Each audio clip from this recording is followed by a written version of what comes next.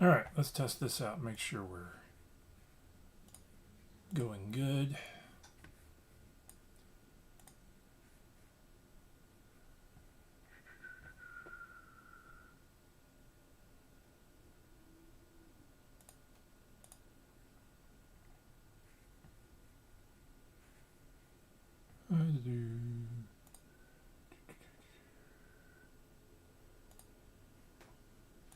View my channel.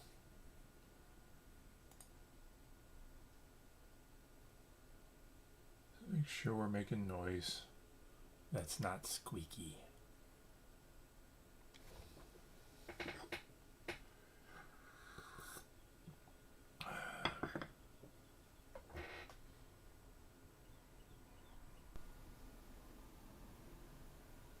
Make sure we're making noise that's not. All right, we are good.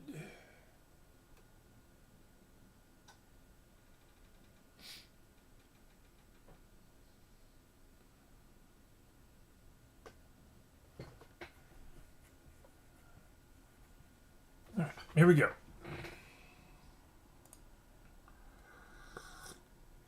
Good morning. Welcome to Coffee and Resales. My name's Ryan. I get mostly books, but usually toys and other stuff from yard sales, garage sales, thrift stores, and various other locales that may or may not be legal, and try to flip them for a few extra bucks online. This morning, we're going to go over some stuff I sold, some stuff I bought, and I'm going to do a quick review on how to do book bundles, or at least what works for me in very specific contexts, as every piece of advice on about eBay selling does. So, what we're going to jump into, let's go over a couple of finds. Nothing to get really excited about. Found this neat old book, Who's Who in Psychic Atlanta, from 1988. So, I don't know what they first saw. Anyway, this book's interesting. Not that it's an interesting book, because I haven't read it, and I may skim through it for a minute just to see the wackiness. But this book right now has no sales in the last 90 days, and about 4 or 5 of them for sale over $50. So what do you do? This is one of those situations I figure I've got, can't tell here, I got a little bit of room to stash it. So what I'm going to do is I started it lower than everybody else. I think I put it like $49.99. And I'm just going to kind of draw it down over time and see if it sells. This may actually be just a $10 book. But there's no good way to tell right now, because what we know is, at least in the current market for it, isn't over $50. We know that for certain. So we'll see how it shakes out. Let's see. Final entries, the Diaries of Joseph Goebbels. You would think sometimes World War II history, specifically the NAZI stuff, would sell better, but it doesn't. I'm a little surprised at how. Actually, this is probably about a $15 to $20 book. But there's a lot of stuff World War II wise that doesn't move, and it kind of surprises me a little bit. And maybe 20 years ago it did sell better, but there's every now and then, somebody's grandpa or dad had a history collection of more, maybe some more pop history stuff from the 60s or 70s or 80s. That's World War II stuff or Civil War stuff, and it gets donated, and there's not a lot in there that goes. Now, that being said, military history, don't sleep on it if you have the right avenue.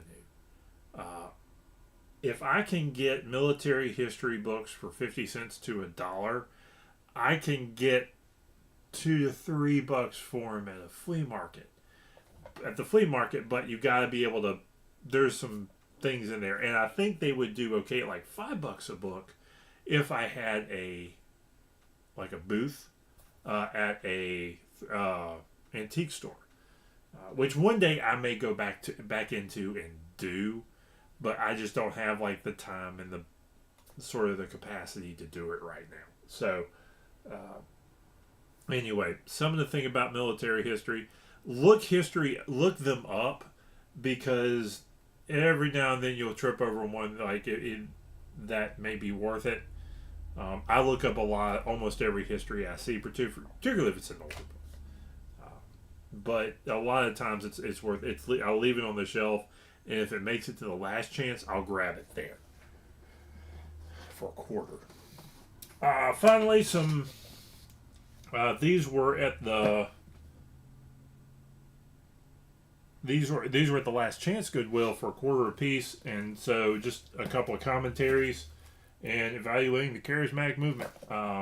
These are like $5 to $10 books, but bundled these together, so I'll get into.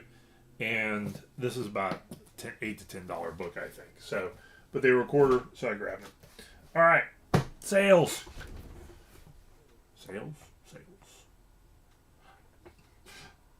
I got a couple hats. I haven't talked about those yet. I gotta bring a tape measure from the a cloth tape measure. This is a Beaver Company beaver felt hat. Real nice. Doesn't fit me. Would look dumber than that. Wouldn't. I don't know that I'm not big. A lot of hats I like.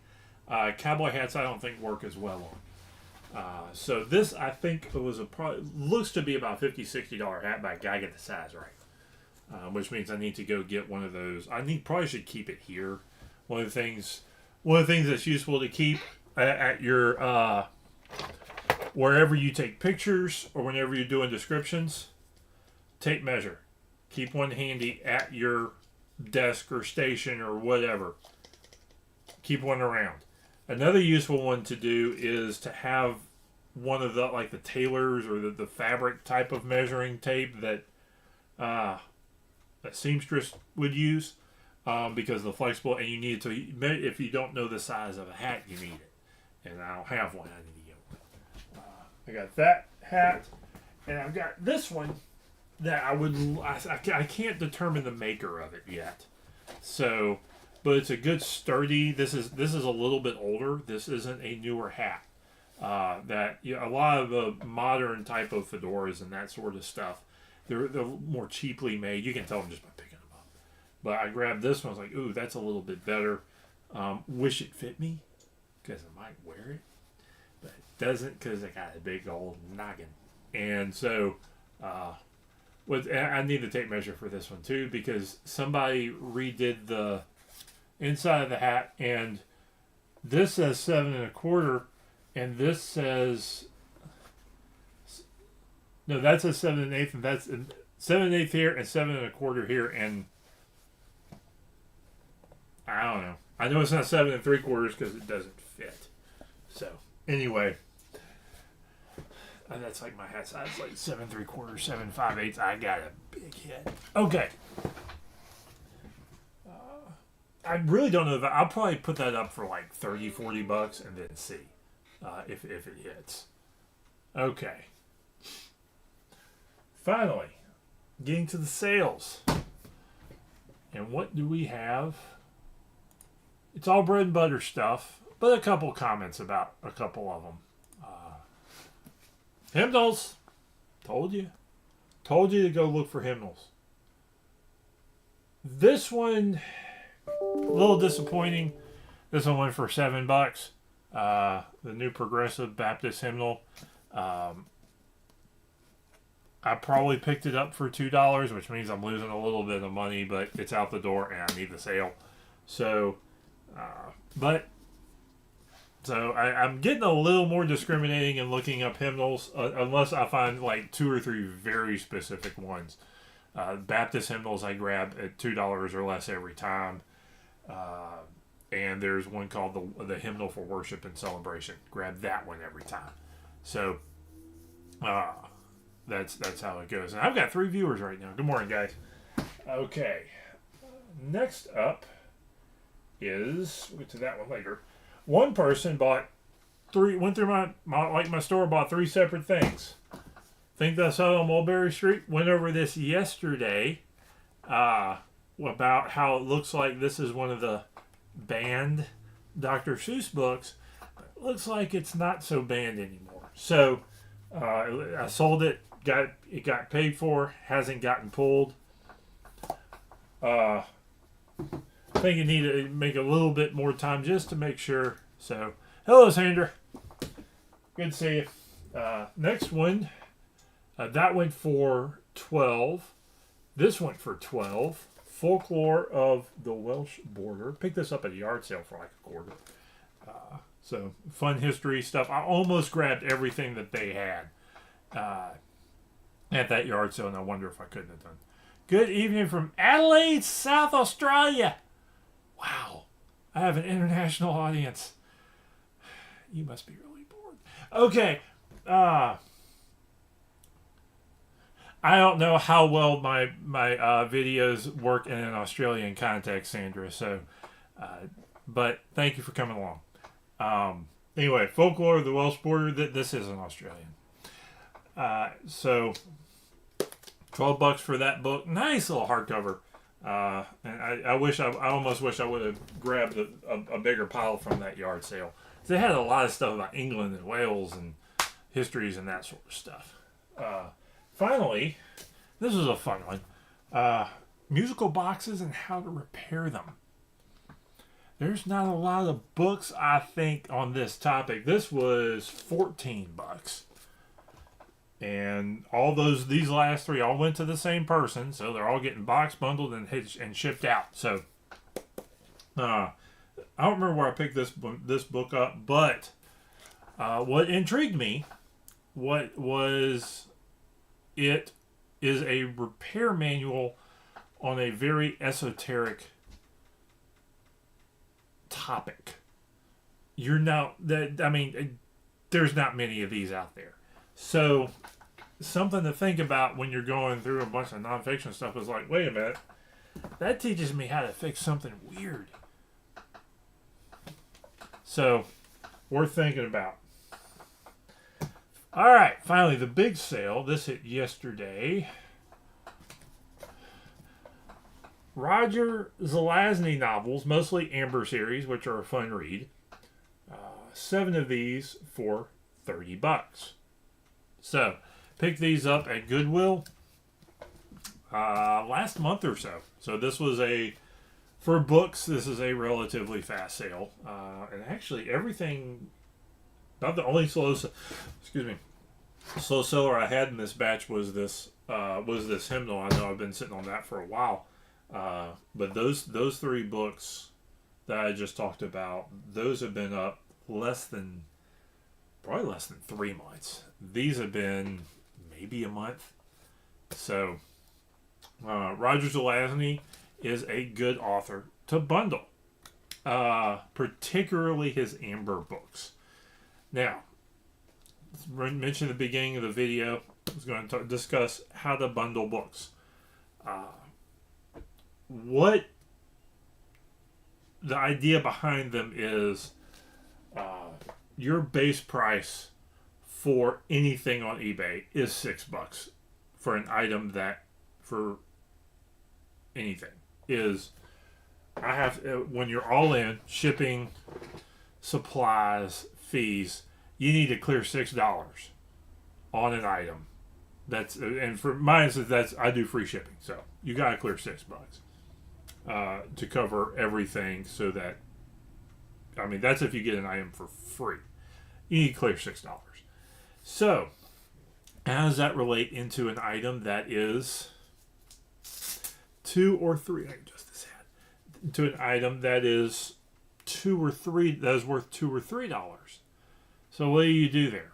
Well, first you gotta get the item at the right price. Those Zelazny books cost me $1 a piece. So that puts me at 6, 7, 8, 9, 10, 11, 12, $13 I need to clear to sell 7 books. So I need to get them cheap enough first. I also need to know I gotta sell them to make money. So 7 books, $13. That's $2 a book. I need to clear $2 a book to sell a batch of 7 books. Okay. $2 a book for 7 books. That number goes up and down depending on how many you got and how much you pay for. So I have to really make money. I need to, probably hit $20 for 7 books. Okay. Do I always do that? No. But that's for books I get for $1. Kids' books are a little different. I can get kids' books usually about 50 cents a piece. So that number comes down a little bit to make money. So you have to be able to basically sell books in about the $2.50 to $3 range to be in real profit. To me, depending on how you gauge your time and all that sort of stuff. So you need to be able to turn a $1 book into a $2.50 book, and then you got to sell enough of them to make it worthwhile. So that's how you kind of bundle books. It's how the math works a little bit. But you got to get the ones that are worthwhile. And you have to know your books. Rogers Alasny, Heinlein sells really well, and there's some kids series that I find do okay. I Survived, the Who Is, Who Was, Were books, very specific Becca readers, a handful of others that you need to be able to flip and clear. So that's kind of how that shakes out. So I came out pretty good there. $30 for 7 books. That is $4 something a book, actually. The Amber books are worth that easy. They actually may be like some $2 books mixed in with some $5 books. But you can't sell a $5 book on eBay unless you bundle them, and that gets even easier. When you find a $5 book and you get 2 or 3 of them, you got $14.99 for 3 books that you get for $1, and now you're really kind of talking there. But you have to find those books that are, and if you get a $2 book, you just have to get enough of them because you got to cover that's a great thing about media mail is the shipping is really low on that sort of thing. And Ground Advantage isn't terrible now with the advances in Ground Advantage. Actually makes shipping comic books in bulk and graphic novels and that sort of stuff in magazines a little bit easier to do now. When before you were kind of stuck with priority mail, but now you can handle them a little bit better. So that's how you bundle books. That's how I bundle books. It works for me. It may work differently for you. You may not have figured it out, it's about supply too. You have to be able to store the books. There are certain books as like if I don't get 4 or 5 of a book at a time, I'm going to leave it on the shelf. If I get more than that, I may grab it. So there's some that I stock up. There's some series that's like I never find this book except when I never like I'll grab I Survived books or Zelazny or Heinlein books because I know I'll typically come along where I can get enough of them together. But sometimes there's a few other series that's like this is a $3 book, but I need 10 of them. And I don't want. And I know I'm going to sit on this for way too long to have it worthwhile. To wait, lose it or it'll get shuffled around in boxes and that sort of stuff. So you got to be careful with that. It's a storage issue, an organizing issue. So anyway, like, comment, subscribe. There's a book you like to bundle. Put it in the comments, and I'll check y'all later. Have a good one.